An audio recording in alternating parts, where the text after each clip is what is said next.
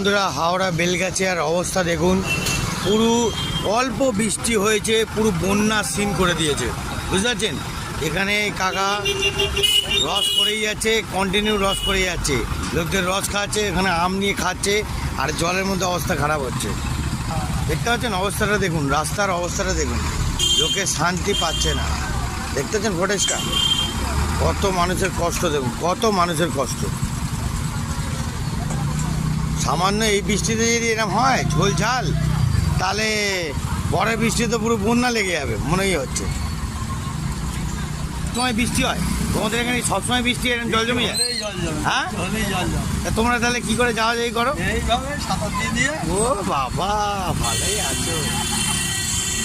তো বন্ধুরা দেখতে পেলেন তো, আরও মানুষের প্রবলেম কি আছে না আছে, দুঃখ প্রকাশ জন্য আমি আছি। ওকে, জয় গুরু।